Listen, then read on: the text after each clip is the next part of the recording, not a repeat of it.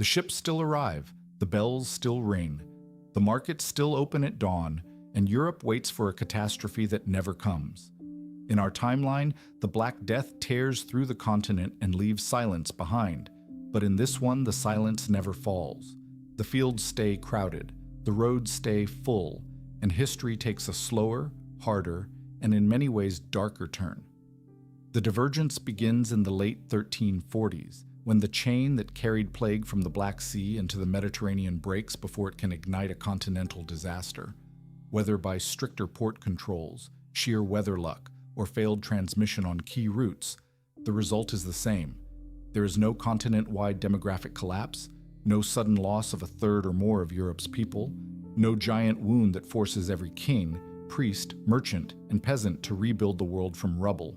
At first, that sounds like a miracle, and for the people living through it, it would feel like one. No streets lined with carts of the dead, no villages emptied in a month, no desperate prayers echoing in churches packed with the terrified, no mass graves, no shock so profound that every family story splits into before and after. But because the plague does not come, the pressures already building in medieval Europe do not disappear either, they intensify. Before the Black Death, much of Europe was already a crowded world by medieval standards, with populations expanded over centuries, forests pushed back, marginal land brought under the plow, and many communities living close to the edge, where one bad harvest could mean hunger. In the real 14th century, Europe was hit by war, climate stress, and famine even before plague arrived, and the plague then smashed the old system apart. Here, without that shock, the old system survives, and survival becomes its own trap. The people who would have died now live, marry, have children, and stay tied to the land. Labor remains abundant, wages remain low. Lords do not face the same desperate shortage of workers that, in reality, gave peasants and artisans bargaining power they had never had before. In England, France, the German lands, and beyond, the social order keeps more of its medieval weight. Obligations remain harder to escape, rents remain easier to enforce, and the noble class has less reason to negotiate because hands are cheap and replaceable. You can hear the difference in the countryside. Not the silence of abandoned farms, but the noise of too many people trying to survive on too little land. Brothers dividing plots until they are strips too narrow to feed a family. Seasonal workers competing for bread, and village tensions rising year by year. Cities also grow, but not with the same strange opportunities created by mass death in our world. Instead of labor scarcity pushing up wages and opening doors, crowded towns become pressure cookers of underemployment, guild restrictions, and political unrest. Merchants still profit, trade still moves, and banking still develops. But the social mobility that emerged in some regions after plague is weaker and slower, because the ladder is crowded and the people on top have fewer reasons to let others climb. The church, too, changes differently. In our timeline, the Black Death shattered confidence in institutions because priests died, prayers seemed unanswered, and the sheer scale of death made old explanations feel fragile. In this timeline, the church avoids that immediate crisis of legitimacy. It still faces corruption, politics, and criticism, but it does not endure the same continent-wide spiritual trauma in the same way, and that matters. A population spared from plague is more likely to read divine favor into survival, more likely to see order as proof that order should continue, and more likely to tolerate hierarchy a little longer. Heresies still arise, reformers still speak, and conflicts still come. But the emotional ground under Europe is less broken, and broken ground is often where radical change grows fastest. Without the Black Death, there is no wave of plague-born panic shaping art and imagination in the same way. Fewer obsessional images of dancing skeletons, less memento mori culture dominating public consciousness, and a different rhythm to literature and faith. Fear does not vanish. This is still medieval life, full of war, hunger, and disease. But fear is local and recurring, not the same civilizational shock that tells everyone at once that death can erase whole cities in a season. That changes politics as well. Kings in the late medieval period still fight dynastic wars, still tax, still borrow, and still bargain with elites, but they are governing denser populations and more intact tax bases. On paper, that sounds like stronger states, and in some places it is. Larger populations can sustain armies, fortifications, and more complex administration. Yet dense populations also mean more frequent subsistence crises and more combustible unrest when prices rise or harvests fail.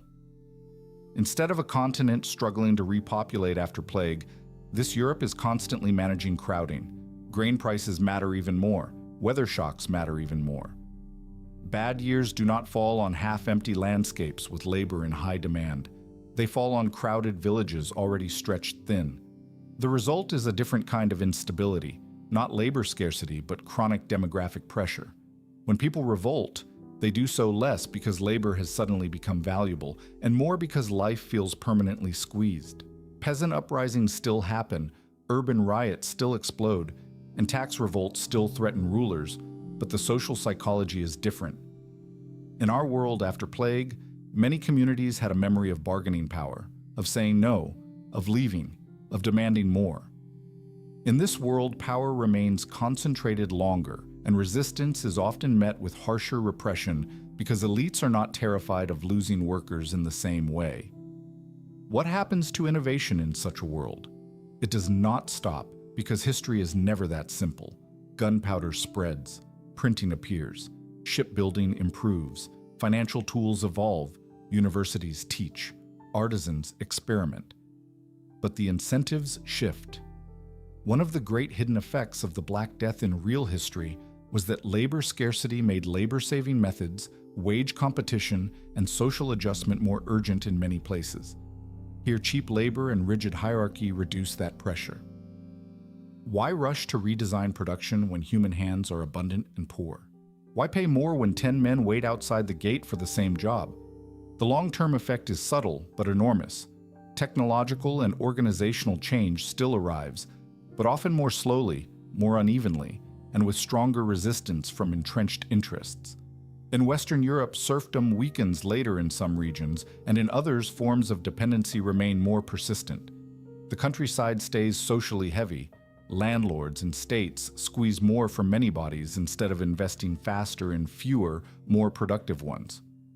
Urban capital exists, but it grows in a world where broad wage growth is weaker, so mass purchasing power develops more slowly. The Renaissance still emerges in Italy because trade wealth, classical learning, and city competition do not depend only on plague, but its shape changes. In our timeline, the plague and its aftermath helped redistribute property, accelerate social turnover, and create strange openings in elite and urban life.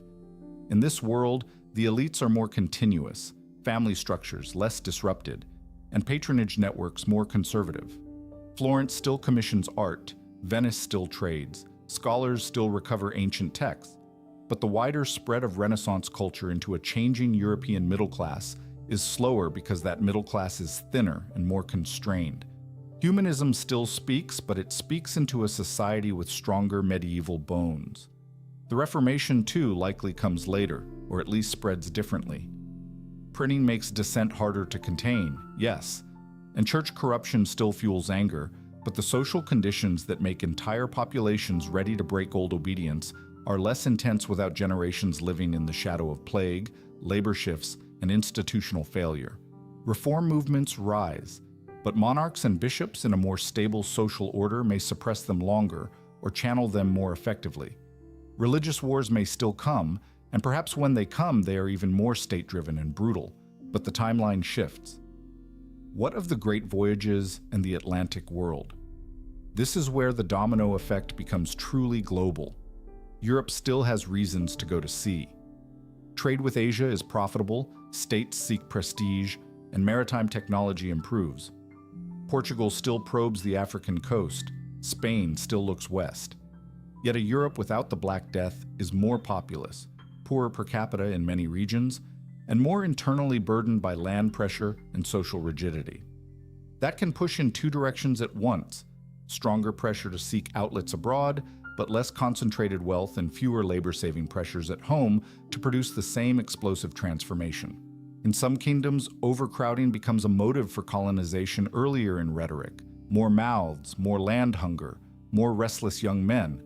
But the institutional capacity to exploit overseas discoveries at the same pace is less certain if domestic elites remain more feudal and less commercially adaptive. Exploration still happens, but the balance of power beyond Europe may hold longer. The Ottoman Empire, Mamluk domains before their fall, Indian polities, and Ming China encounter European powers that are still dangerous but perhaps less economically dynamic in the 15th and early 16th centuries than in our timeline. European firearms and ships still matter, but the giant compounding advantage that came from social and economic restructuring in post-plague Europe may be weaker and later. The Atlantic slave trade may still emerge because plantation economies, sugar demand, and imperial rivalry can still drive it. But its scale and timing could shift if colonization patterns are slower and more regionally contested. This world does not become morally better because the Black Death never happened. It simply becomes differently violent. There is another hidden consequence: public health. In our history, repeated plague outbreaks forced cities and states to develop quarantine systems, health boards, lazarettos, surveillance of ships, and practical responses to contagion long before modern germ theory. Without plague as recurring terror, many of these institutions appear later or less systematically. Medieval and early modern medicine continues along familiar paths, but the administrative habit of epidemic control matures more slowly. When other diseases spread, governments are less practiced in coordinated response. The irony is sharp. By avoiding one great pandemic, Europe delays some of the institutions that later help it manage disease. Cultural memory changes as well. In our world, the Black Death became one of the great teachers of impermanence, cruelty, and survival, echoing through sermons, chronicles, paintings, and family legends. Without it, Europe's collective imagination is less haunted by sudden universal death and more shaped by chronic scarcity, class pressure, and long war. The emotional tone of civilization shifts from trauma to compression. People do not ask, "Why did everyone die?" but "Why can no one breathe?" And that question matters. It shapes law, migration, marriage age, crime, vagrancy policy, and punishment. States respond not to emptiness, but to excess. Too many poor, too many wanderers, too many mouths in bad harvest years. Laws controlling movement and labor may become harsher earlier in some regions, not as emergency post-plague wage controls, but as normal tools of managing crowded societies. In towns, guilds guard entry even more aggressively. In villages, inheritance customs become battlefields. In courts, debt cases multiply. In monasteries and parishes, charity is overwhelmed not by plague corpses, but by a constant line of hungry people. By the 17th century, this alternate Europe is still recognizable. Christian kingdoms and empires, gunpowder wars, growing trade, print culture, dynastic politics. But the engine under the hood runs differently. It is less flexible, less socially mobile, and in many places less rich per person. Some regions that surged in our timeline because they adapted to post-plague conditions now advance more slowly. Others, especially states able to centralize and direct resources despite demographic pressure, become harder, more bureaucratic, more coercive. Military competition continues to force innovation, so Europe does not freeze in time, but it reaches modernity through narrower gates. The scientific revolution may still emerge, because it drew from many roots: classical recovery, printing, navigation, mathematics, instrument making, but its social spread into industry and daily life could slow if labor remains cheap and institutions remain conservative longer. The Industrial Revolution, if it comes later, may come into a world where Europe does not yet dominate as completely overseas, where Asian empires and commercial networks remain stronger competitors, and where colonial systems are less one-sided in their early centuries.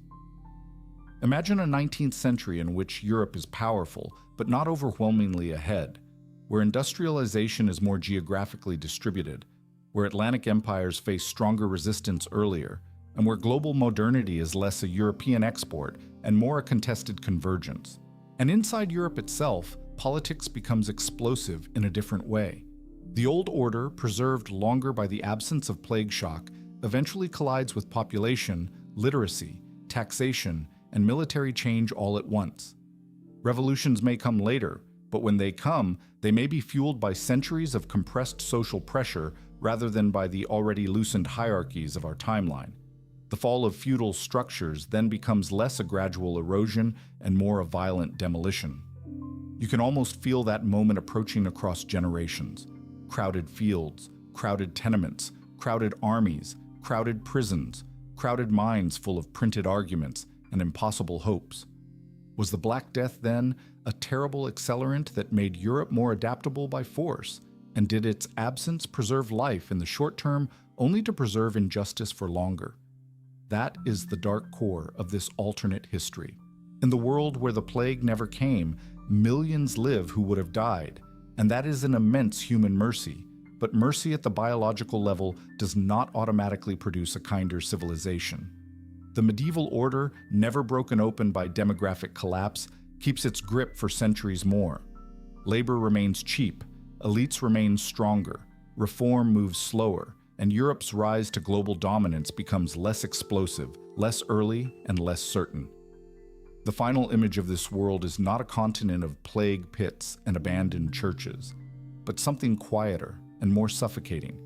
A Europe full of people, full of ambition, full of noise, and trapped for longer inside structures that history, in our timeline, shattered in a single, horrifying generation.